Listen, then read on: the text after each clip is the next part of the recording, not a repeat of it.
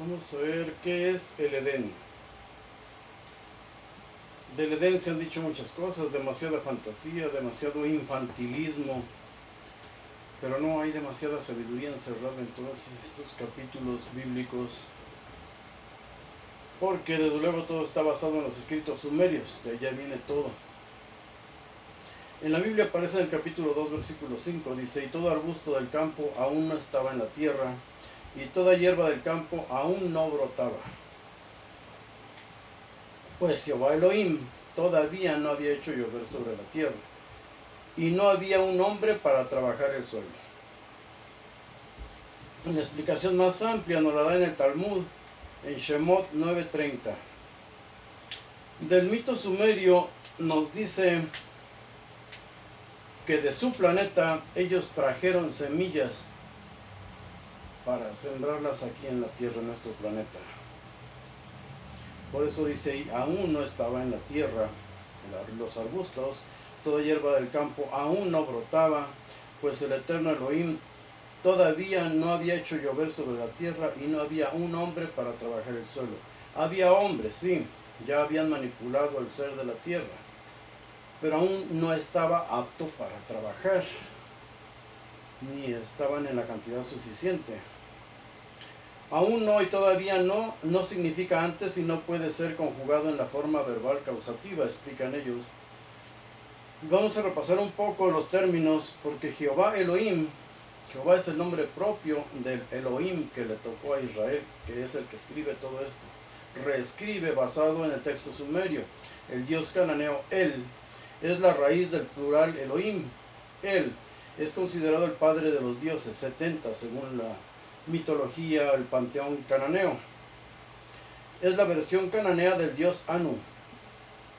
Repasemos también las palabras formó, el verbo formó. Este verbo alude a que hubieron dos actos de formación del hombre. La raíz de la palabra formó, dar forma, está emparentada con la raíz de sitiar, someter, delimitar y restringir. Hizo, el verbo se refiere a la manipulación de los animales. Diferentes especies fueron manipuladas. Se dice que los hizo de la tierra, o sea, de los animales que ya estaban en este planeta. Luego hay una frase ahí, dice, aún no había plantado el jardín en Edén. Es el capítulo 2, versículos 7. Dice, y el eterno Elohim, o Jehová Dios, formó al hombre del polvo del suelo y sopló en sus narices aliento de vida. Y el hombre se convirtió en alma viviente. En hebreo no dice del polvo del suelo, dice formó al hombre polvo del suelo. A quien le llama polvo es al hombre, porque es originario de la tierra, de este planeta. En Bereshit Rabá 14:8 dice, y sopló en sus narices. Elohim hizo al hombre tomando elementos de los entes inferiores y de los superiores, el cuerpo de los inferiores y el alma de los superiores. En la creación del hombre sumeria, que es escrita por lo menos 1000 años antes que la Biblia, participan en la formación del hombre Enki, Ninjishida y Ninhursag. En la primera fase de la formación del hombre en Sumeria, según los relatos sumerios, fue in vitro. Nos habla de ciencia, no de milagros, ciencia. In vitro, usan el esperma de un astronauta y lo implantan en el óvulo de una hembra de la Tierra. El vientre es de una hembra de la Tierra, Homo erectus o neandertal, no se sabe. Surgen seres deformes, con taras, con pelo, salvajes y torpes, monstruosos. En el relato de Lilith, un mito puramente hebreo, judío, habla de Lilith y que paría demonios. En esto está basado. En la segunda fase, después de varios intentos y manipulaciones, usan el vientre de un extraterrestre, Ninhursag, a la que llamaban Mami. Curiosamente, en casi todos los idiomas del mundo, el hombre cuando aprende a hablar la primera palabra que dice es mamá o mami. Todo el mundo la considera a Ninhursag como la diosa madre. Nace Adamu, nace con prepucio, ya habíamos visto ese relato antes. Después se ofrecen 7 hembras Anunnaki para ser madres, para procrear ese ser que necesitaban para que trabajara en la tierra. 7 hembras Anunnaki se ofrecieron para la procreación, parían de 7 en 7, primero machos y luego hembras por etapas, pero eso no llevaba a ningún lado positivo. Nishida los veía copular a los machos y las hembras que habían creado, pero no eran fértiles. En Génesis 38:9 vemos el relato de Onán. Onán derramaba su semen en la tierra, dice ahí. Por eso Dios lo mató. Estos relatos sí debemos cotejarlos en la Biblia, es importante. En el versículo 2.8, Génesis 2.8, dice: y Jehová Elohim plantó un jardín en Edén, al oriente, y puso ahí al hombre que había formado. Entonces Jehová Elohim hizo brotar de la tierra todo árbol agradable a la vista y bueno para alimento, y el árbol de la vida en medio del jardín, y el árbol del conocimiento de lo bueno y lo malo. Este jardín, en los relatos sumerios se llama Shi-In-Ti, pero habla de un laboratorio.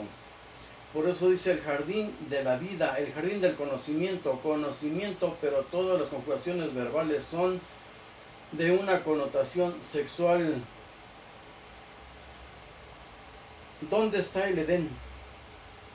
Ya vimos en uno de los relatos anteriores la ubicación de Edén. Es toda la luna fértil, la media luna fértil que le llaman, que lo vemos en todas las diosas vírgenes del catolicismo, diosas paganas.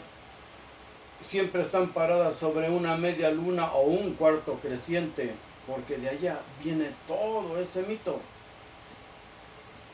Dice: y un río salía de Edén para regar el jardín y se convertía en 4 vertientes. El río Nilo, Pisón en hebreo, que rodeaba toda la tierra de Havilá, que es Egipto, donde está el oro, dice la Biblia. El oro de esa tierra es bueno, allí hay cristal y piedra de ónice.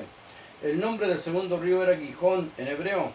Bramido significa, el cual rodeaba toda la tierra de Cush. Cush y Ashur eran 2 países que aún no existían, porque estos relatos son muy posteriores a la época en la que se supone de la que están narrando. El nombre del tercer río era Hidekel, o el Tigris. La explicación la vemos más clara en Berajot 59b del Talmud, el cual pasaba al oriente de Ashur. El cuarto río era el Perat o Éufrates. La explicación está en Ketubot 10b del Talmud. En el versículo 2.15, Jehová Elohim tomó al hombre y lo puso en el jardín de Edén para que lo trabajara y lo cuidara. Le prohibió al hombre que comiera del árbol del conocimiento de lo bueno y lo malo, porque aquí todavía no era creada la mujer, solo estaba el hombre. Edén, se mencionan varias ciudades con ese nombre en la Biblia: Bet Edén o casa de Edén. En Amós 1.5 dice: y quebraré los cerrojos de Damasco y destruiré a los moradores del valle de Abén y los gobernadores de Bet Edén, y el pueblo de Siria será transportado a Kir, dice Jehová. Está hablando de Asiria. En 2 Reyes 19:12 dice: ¿acaso libraron sus dioses a las naciones que mis padres destruyeron? Esto es, Gozán, Arán, Resef y los hijos de Edén que estaban en Telasar. En Isaías 37:12 también habla de ese lugar. Dice: ¿acaso libraron sus dioses a las naciones que destruyeron mis antepasados? A Gozán, Arán, Resef y a los hijos de Edén que moraban en Telasar. En Ezequiel 27:23, cuando manda maldecir a todas las naciones poderosas, Jehová dice: endechas contra Tiro, Arán, Cane, Edén y los mercaderes de Saba, de Asiria y Kilmad comerciaban contigo. Todo esto ya lo vimos, pero ¿qué es Edén o qué significa? Ya vimos que es un lugar físico, lo conocían los hebreos, lo conocían los judíos, que fueron los que escribieron esto. En hebreo, Pardes significa arboleda. El Pardes son los 4 niveles de interpretación de la Torá: Peshat, que es el sentido literal, remes, que es el sentido alegórico, drash, que es el sentido insinuado, malicia, y sod, que es el secreto. Cuando pasaron la Biblia del hebreo al griego en Egipto, los judíos que lo tradujeron se guardaron muchos secretos, no lo escribieron como está, pero encontramos esos pasajes en el Talmud y en otros muchos libros que también han sido traducidos por Mauro Biglino, un traductor del Vaticano. El Vaticano también conserva muchos escritos en hebreo. Dice, la primera letra de cada palabra, pardes, P-R-D-S, porque no se usaban vocales, se toma y las vocales se agregan para la pronunciación, dando la palabra pardes, lo que significa jardín o huerto. Sod, el secreto, la interpretación. En los estudiosos de la Cábala, unos de los que más se han significado han sido el Rabí Eliezer y el Rabí Yehoshua. Yehoshua era un nombre muy común entre los judíos.